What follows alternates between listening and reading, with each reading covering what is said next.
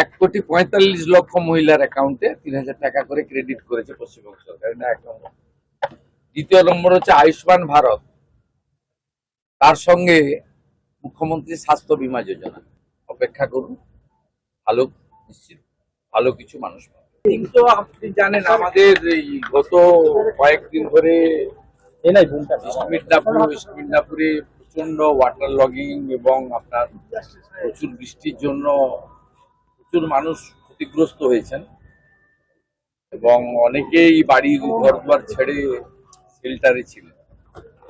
আমাদের প্রথমে উমেশ রায় মন্ত্রী এসেছিলেন, জেলা শাসকের নেতৃত্বে, ডিআইজির নেতৃত্বে, পুলিশ, সিভিল, ইরিগেশন সবাই কাজ করেছে।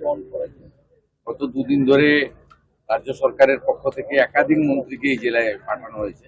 শ্রীমতী অগ্নিমিত্রা পাল, শ্রী অশোক দিন্দা, শ্রী শান্তনু প্রামাণিক, শ্রী রাজেশ মাহাতো এবং পিডাব্লিউডির প্রিন্সিপাল সেক্রেটারি আমাদের অন্তরা আচার্য, যিনি এই জেলার এসডিএম, তিনি ছিলেন। কাজ এখানে অনেকটা ইমপ্রুভ হয়েছে। আমি আজকে এই এফেক্টেড পুরো জেলার বিডিওদের সঙ্গে, লাইন ডিপার্টমেন্টের সঙ্গে কথা বলেছেন, বলে সবচেয়ে এখনো যে এফেক্টেড এলাকা রয়েছে হলদিয়া মিউনিসিপ্যালিটির 6টা ওয়ার্ড, সুতাহাটা ব্লকের 62টা মৌজা, হলদিয়া উন্নয়ন ব্লকের 2টো গ্রাম পঞ্চায়েত, মহিষাদলের 4-5টা গ্রাম পঞ্চায়েত, আর পটাশপুর 1-এর সিচুয়েশনটা একটু খারাপ আছে, তার সঙ্গে পার্ট অফ ভগবানপুর 1 আর চণ্ডীপুর। পুরো এলাকা ধরে ধরে আমি দীর্ঘক্ষণ ধরে 2 ঘন্টার বেশি অ্যাসেস করেছি। অতিরিক্ত কিছু কাজ আমি এখনো 32,000 বাড়িতে ইলেকট্রিক দেওয়া যায়নি, সেফটি আগে আমি বলেছি সেফটি দেখে নিয়ে 32,000 বাড়িতে নিষ্প্রদীপ অর্থাৎ বিদ্যুৎ দেওয়া যায়নি, প্রদীপ বলবো না, তাদের অল্টারনেট আলো জ্বালাতে হচ্ছে। এখানে 32,000 ক্যাম্পে আছেন প্রায় 15,000 যারা বাড়ি ফিরতে পারেন। হেলথকে কিছু কাজ দেওয়া হয়েছে, পিএইচি কে কিছু কাজ দেওয়া হয়েছে, ইলেকট্রিসিটিকে কিছু কাজ দেওয়া হয়েছে। আর আমি নিজে মোস্ট এফেক্টেড এলাকার বিডিও এসডিওদের সঙ্গে ভার্চুয়ালি কথা বলেছি। এখানে হলদিয়ার এসডিও নিজেই ছিলেন, নোট নিয়ে সমাধান করে দিয়েছি। ইরিগেশনকে জানতে চেয়েছিলাম, সবটা আন্ডার কন্ট্রোল রয়েছে, কিন্তু কেলেঘাইতে আপনার জল যে রেড লেভেল রয়েছে ডেঞ্জার জোনের উপর দিয়ে বইছে। বাঁধগুলো আমরা প্রি মনসুন কাজ করেছিলাম বলে বাঁধগুলো কিছু হয়নি, কিন্তু কেলেঘাই বিপজ্জনক জায়গা আছে। সেখানে পুলিশ এবং ইরিগেশন যৌথভাবে নজরদারি চালাতে বলা হয়েছে এবং বাঁধের পার্শ্ববর্তী এলাকার লোককে প্রিকশনারি মেজার হিসেবে সরিয়ে নিতে বলা হয়েছে, পটাশপুরের কেলেঘাই এলাকাতে। এরকম বহুবিধ যা দরকার ছিল সব করা হয়েছে। এবং পশ্চিম মেদিনীপুরেরও সবং, নারায়ণগড় ব্লকটা খারাপ জায়গা আছে। আজকে ঝাড়গ্রাম কিছু ড্যামেজ হয়েছে, সাঁকড়ায়, এগুলো ইঞ্জিনিয়ারিং কথা হয়েছে। এখান থেকে আমি স্বরাষ্ট্র সচিব সঙ্গমিত্রা ঘোষ মহোদয়কে ডিজাস্টার থেকে পুলিশকে আলাদা করে রিলিফ ওয়ার্ক এবং পুলিশের জন্য আমরা কিছু নির্দেশ এবং বরাদ্দ দিয়েছি। হেলথ সেক্রেটারিকে এখানে বলেছি হ্যালোজেন, ওআরএস, 20টা সাপে কাটার ইনসিডেন্ট হয়েছে, মানে একটাও লস অফ লাইফ হয়নি। হেলথ খুব ভালো কাজ করেছে, অ্যান্টিভেনাম সাফিসিয়েন্ট আছে। 20টা সাপে কাটার মানে সব রিভিউ করে নিয়েছে, হেলথকেও বলে দিয়েছি আর পিএইচি কেও বলে দিয়েছি। 22টা ইলেকট্রিক বন্ধ থাকার জন্য পাম্প বন্ধ আছে, 40টা ছিল, 18টা চালু করেছে। 22টাতে এক্ষুনি জেনারেটর লাগাতে বলা হয়েছে, ওদের জন্য ফান্ড অ্যালার্ট করে দেওয়া হয়েছে। 15,000 এডিএম জিকে 15,000 রিলিফ কিট করতে বলেছি। যারা ক্যাম্পে আজ অব্দি আছে তারা যখন বাড়িতে যাবেন তাদেরকে যেন মিনিমাম 3 থেকে 5 দিনের রেশন হাতে দেওয়া হয়, কিট বানানোর জন্য ডাইরেকশন দেওয়া হয়েছে।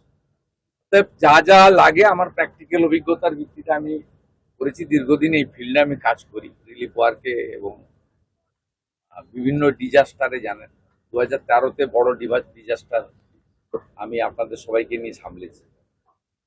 আমি ফাইনালি যেটা করছি, এর পরে যেটা করতে হবে, আমি এগ্রিকালচার সেক্রেটারি এবং হর্টিকালচার সেক্রেটারির সঙ্গে কথা হয়েছে, 5টা গ্রুপ করে দিতে বলেছি।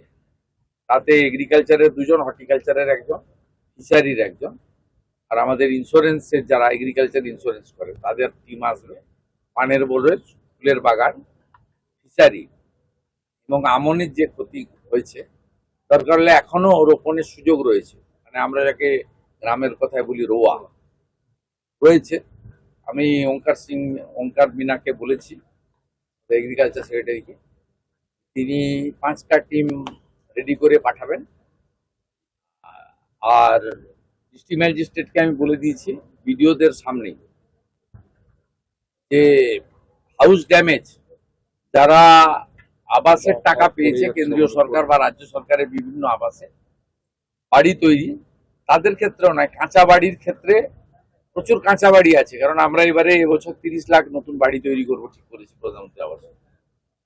যাদের কাঁচা বাড়ি আছে তাদের জন্য এখন গ্র্যান্ট আছে 20,000 টাকা করে হাউস ড্যামেজ হলে।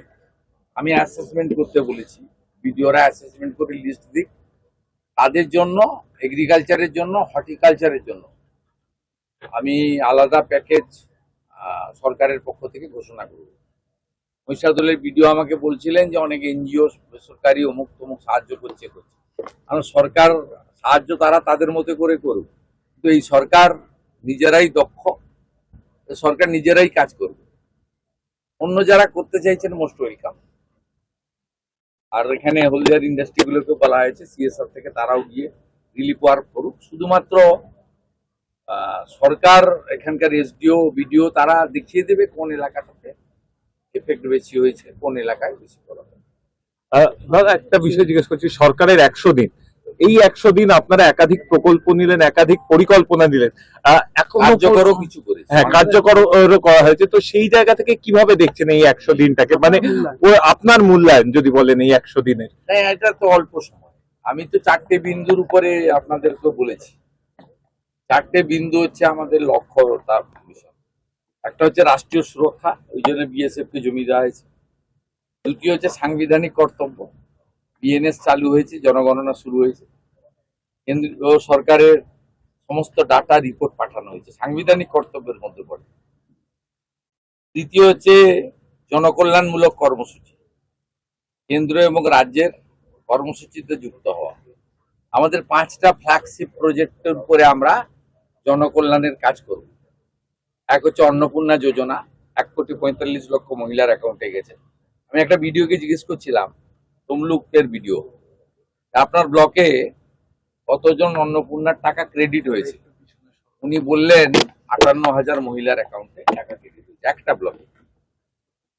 এই জেলায় 25টা ব্লক রয়েছে।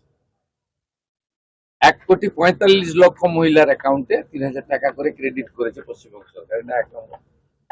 দ্বিতীয় নম্বর হচ্ছে আয়ুষ্মান ভারত, তার সঙ্গে মুখ্যমন্ত্রী স্বাস্থ্য বীমা যোজনা।